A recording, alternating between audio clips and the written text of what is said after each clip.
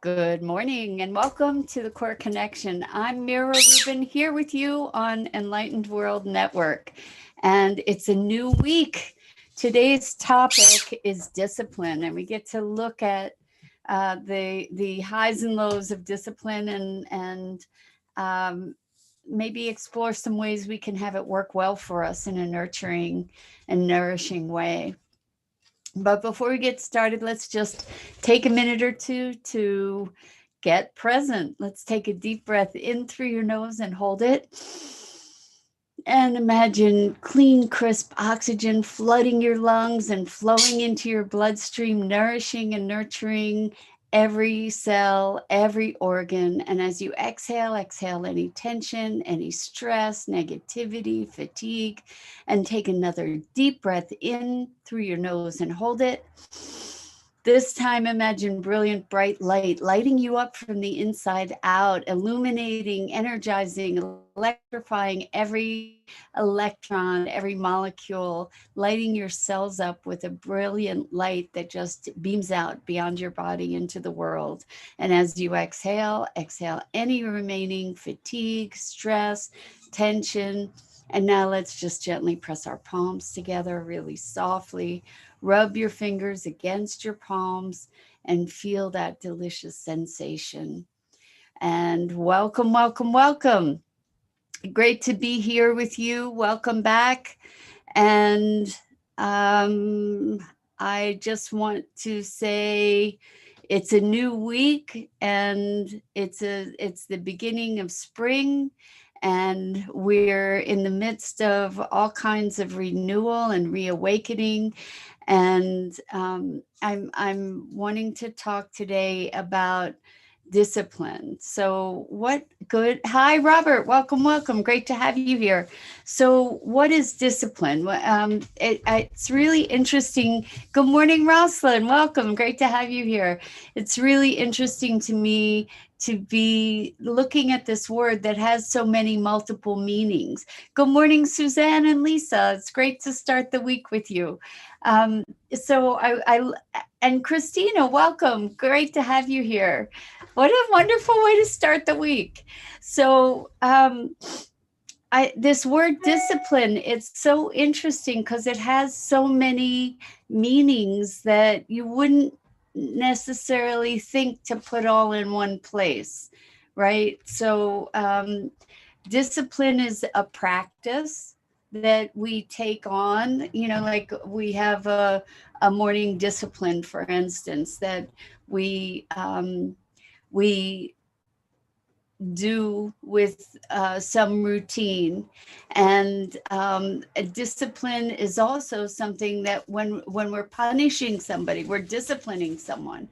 And a discipline is also an area of learning, and it's also learning to follow the rules. So it's all these different things that are kind of jumbled up together that I don't know if they all belong in the same place. So Rosalind says discipline. Wake up when the alarm sounds on the first time and not hitting snooze. There you go, Rosalind. So we we get to talk about discipline that's imposed upon us and discipline that we take on ourselves. Um, and I think it'll be an interesting conversation. So apparently it's Rosalind's birthday. Christina is wishing Rosalind happy birthday. Happy birthday, Rosalind. Wonderful to be able to celebrate your birthday together. Happy, happy. And Dennis, good morning to you too. It's great to be here with you guys. So isn't it interesting that, this word discipline has to do with following the rules, but also has to do with learning and, you know, learning the rules. Interestingly enough, it also has to do with the rules we set for ourselves, right? So we might set a discipline for ourselves, like Rosalind says, get up on the first ringing of the alarm. That might be one discipline, or we might have an exercise routine or a meditation routine, and often, these routines, we can consider them to be disciplines. And everybody's saying happy birthday to Rosalind. I will do you the favor of not singing to you. You really don't want me to sing happy birthday to you. Anyway, it's interesting to me because oftentimes when we think of discipline, I don't know about you, but when I think of discipline, I think of like strong arm. I think of kind of force. And I'm wondering if there's a way that we can look at discipline where it's more a source of power than an exertion of force. And when I think of that, I think about embracing the discipline, like choosing it rather than wielding it over ourselves. And it's interesting to me because oftentimes when we take on a discipline, when we don't fulfill that discipline, we end up punishing ourselves or beating ourselves up, which is another aspect of the word discipline. So interesting, right? So if discipline is about learning to follow the rules or choosing some rules to make so that we follow those rules, we then often end up berating or disciplining ourselves when we stray from those rules. And I'm very big on moving from inspiration rather than doingness, rather than external. So rather than setting up a discipline that I am forcing myself to adhere to, where I'm doing violence to myself. I think it's a fine line.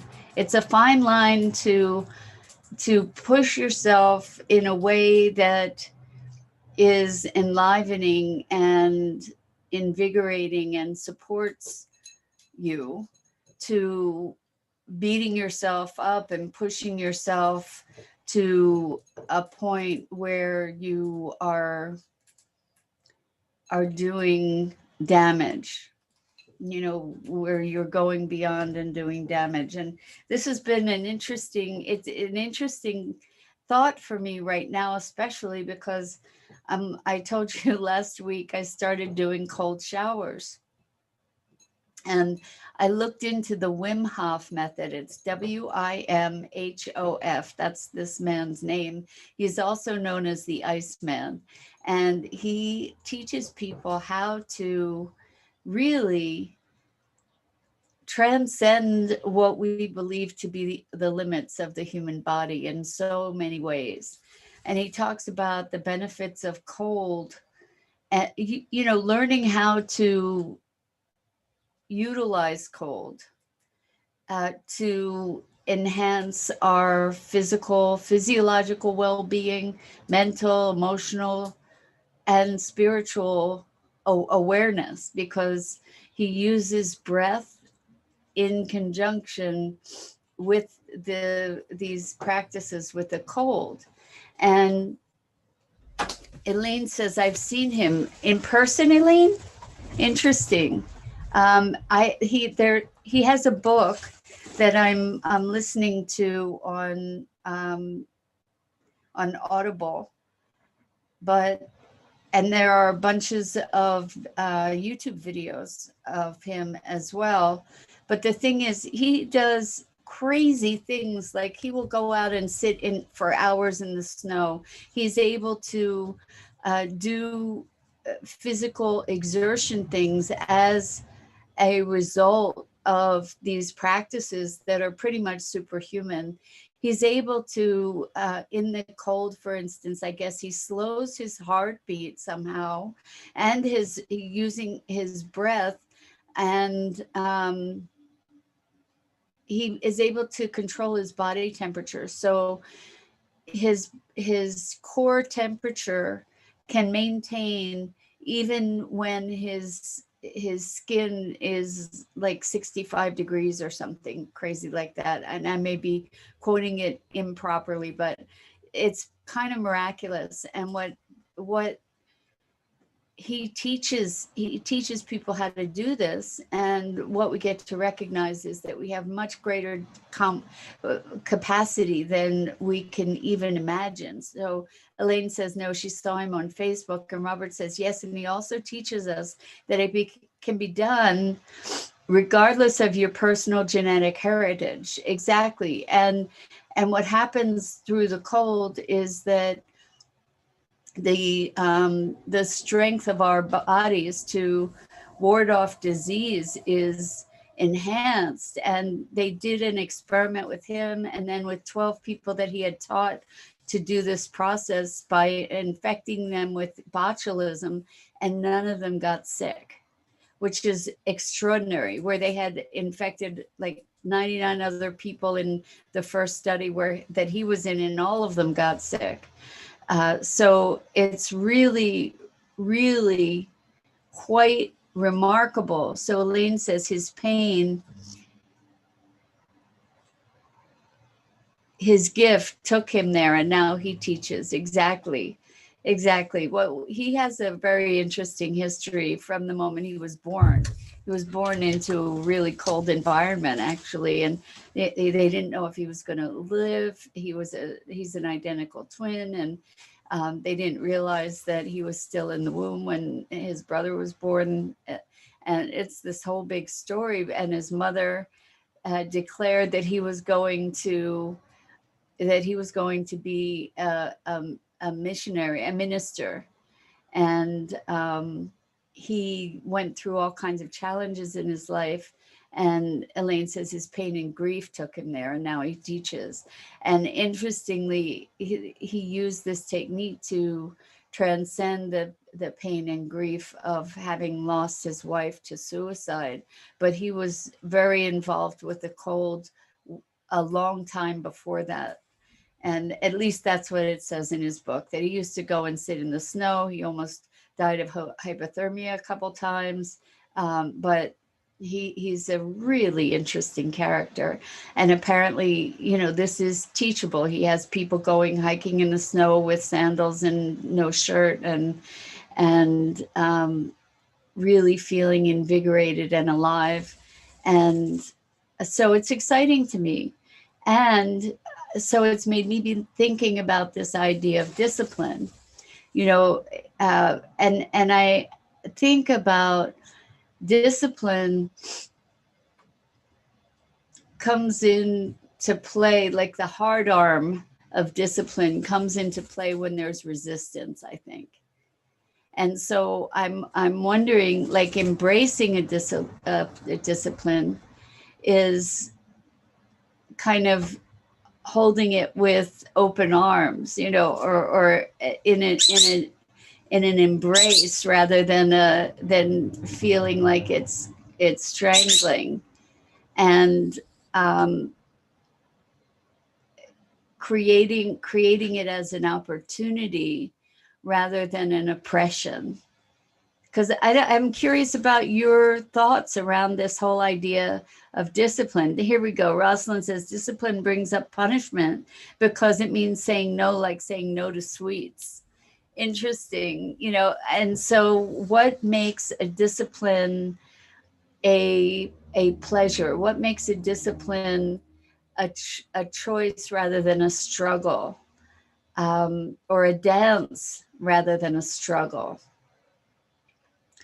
I think that part of it comes when we connect with the why, when we connect with our why, that gives us the motivation. Because to say I'm not going to eat sweets, and if I'm really loving sweets and I don't have a big why that's strong enough to make that a choice that I want to embrace, then it becomes kind of like fighting this resistance, and that's what makes it so difficult. I want to read some of these definitions for discipline, because I found it so interesting that there that there's such a variety here. So the first definition is training to act in accordance with rules, drill. So I don't know about you, but I have a tendency to just want to rebel against rules. You know, like there's an automatic resistance that I develop to rules, even rules that I make for myself. And so for me, to learn how to walk in line, you know, when it's somebody else's rules, even sometimes, like I said, even when they're my own rules, I tend to want to just rebel against that. So and then it says military discipline. So, you know, there's this rigor or rigidness that I think of a lot of times when I think of this idea of discipline. So another one is activity, exercise, or a regimen that develops or improves a skill, training. Now that I can get on board with, because practice, you know, like developing skill, developing excellence, that's something that is a challenge that I can enjoy if I'm choosing it, right? Like I want to get good at this, so I'm going to practice this, and that's a discipline in and of itself. But I'm choosing that activity or exercise. There are more, but I want to catch up here with your comments. So Robert says, I guess that thinking of the end goal, we can make discipline a joy rather than a punishment. Yes, as we will see the good outcome of our discipline. Exactly. So like with this cold shower thing, I haven't, knowing me, knowing that as soon as I say I'm going to do this every day forever, I rebel, even when I say it for myself, even when I have a why. I am choosing it ongoingly. And so, you know, maybe one day I won't choose it, but right now I have a why that is curious. You know, like a big driver for me is curiosity. So I'm really curious to see what's going to happen to my body and my being as this kicks in. They say 10 days of cold showers starts to make a physiological difference, like that's notable. And so I'm curious to see what happens in this process, and also through the breathing techniques, there's access to another dimension of consciousness, which is a big motivator for me and driver. So, you know, I have curiosity, I have the possibility of expanded awareness. There are a lot of big whys that are keeping me turning on the cold faucet in the shower so far. And Elaine says, I used heat, putting my hands in boiling water. Wow. Wow. Now I can take a pan out of the oven using only my hands. I feel nothing now. I wonder if that's because you killed all the nerve endings. I'm kidding. I'm kidding. Wow. So I guess you built up to putting your hands in boiling water, because otherwise your flesh would peel off, Elaine. I'm so curious about this. So, because one of the things that Wim Hof says is, if you have really cold hands and cold feet, put them in in an ice bucket, and then it'll ultimately start the circulation. I haven't tried that yet, but wow, I haven't heard it about boiling water. Very, very, very interesting. And did you work up to that over time? How did that work? Very curious about that. And I wonder, when you say you feel nothing now, does that mean, oh, it's the same as walking on hot coals? Well, I've walked on hot coals too. And what it did was the necessity was to place yourself in a different dimension of consciousness, different dimension of awareness, to be able to not experience that sensation, right? So it's kind of a self-hypnosis, really, to access an altered state. I think with, oh, I'm so glad to hear your hands are good. You scared me. I'm like, I've not heard of anybody putting their hands in boiling water before.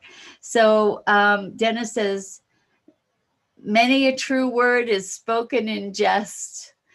And Robert says, when I was working at the cafe, we used some highly toxic cleaning products. And once I had to use it on the drain as it was stuck, usually the fog emitted by it can be extremely harmful, but to me, it did nothing.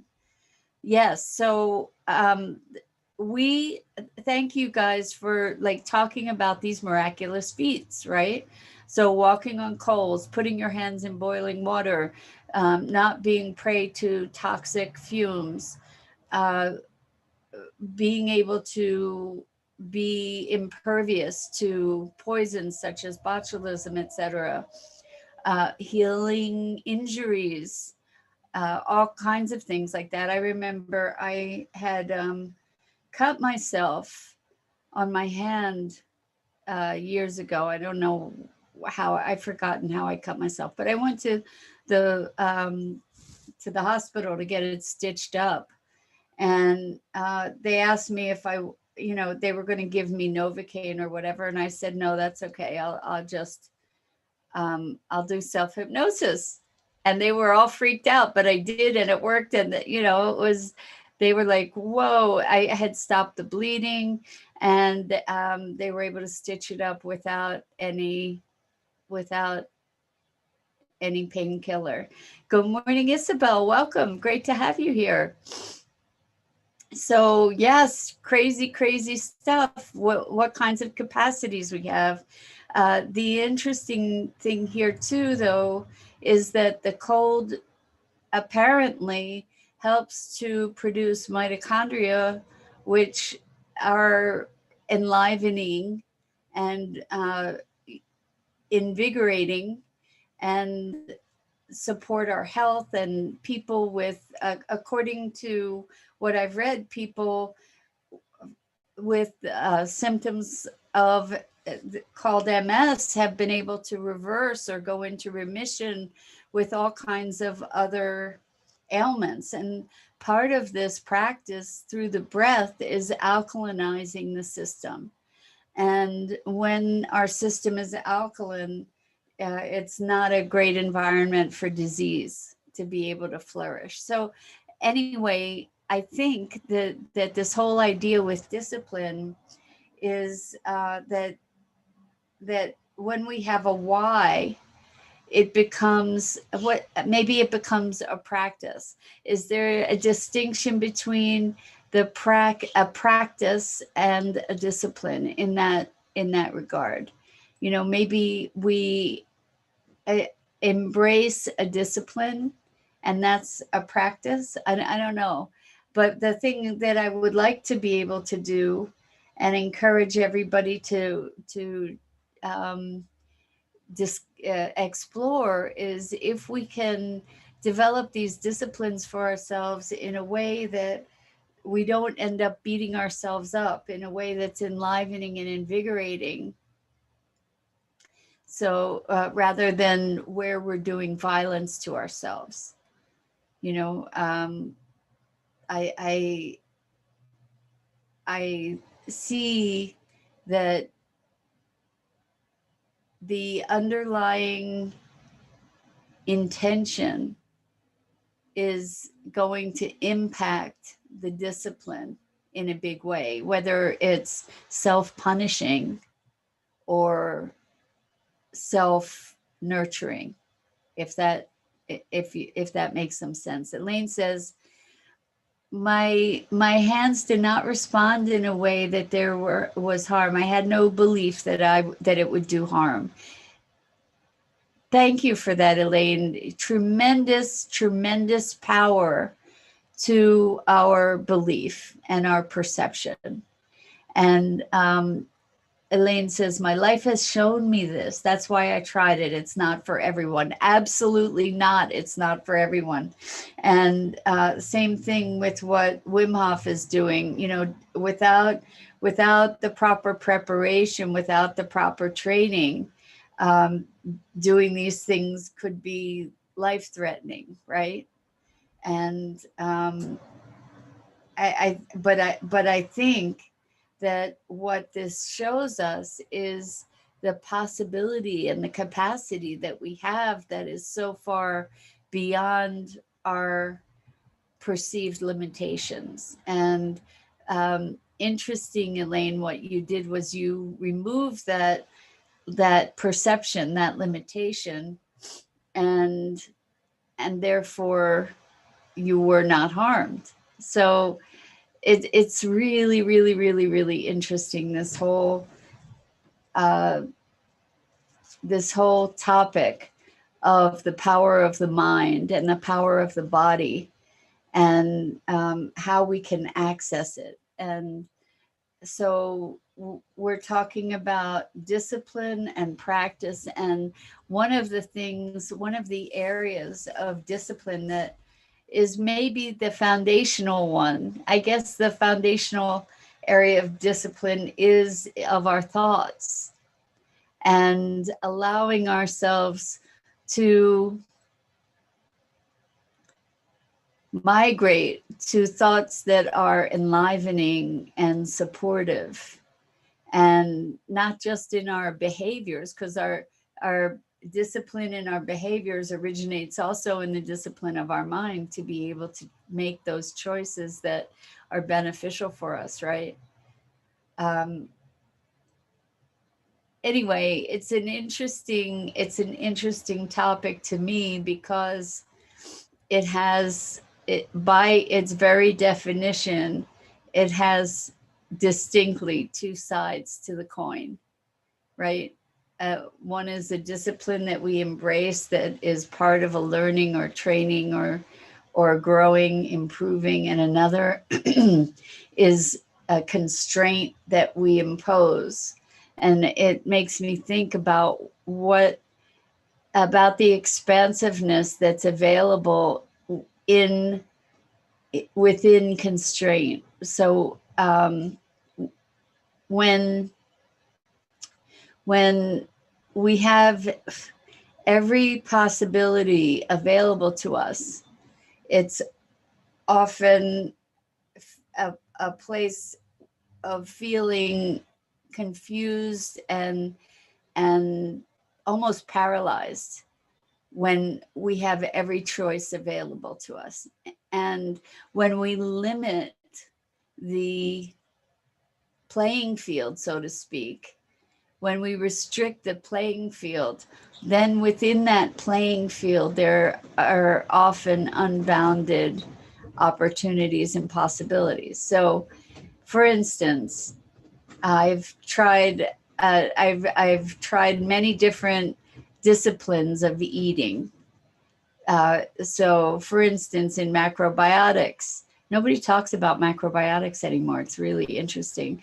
But years and years ago, macrobiotics was a huge thing, and I had there are lots of constraints, lots of rules, and I took it on. And then within macrobiotics, within those constraints, there it enabled me to explore all kinds of things that I had never explored before, and to try all kinds of new things that I had never even known about, and try different ways of preparing things. And there was a whole big area, or what seemed like a limitless arena for exploration and experimentation.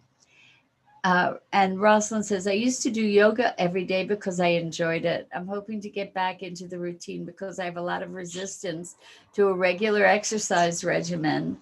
And I have a buddy system and committed to yoga every Wednesday when I don't exercise. Yeah, so interesting what you're saying about the buddy system. For me too, I will find that I will do things to be accountable to others when I wouldn't necessarily do them to be accountable to myself.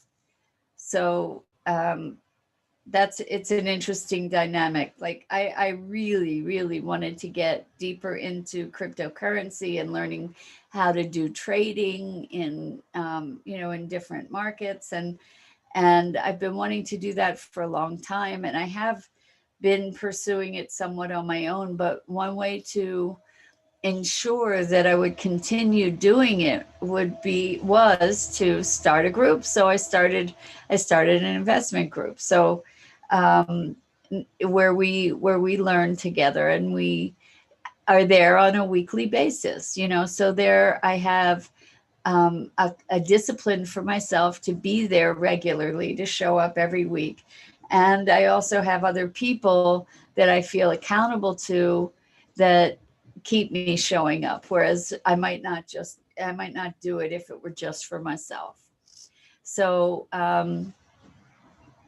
Rosalind says, I do get paralyzed and do nothing instead. I still don't know how to overcome the resistance to a regular exercise routine. Well, my thinking is maybe just to really find a big why. Maybe you don't have a big enough why. It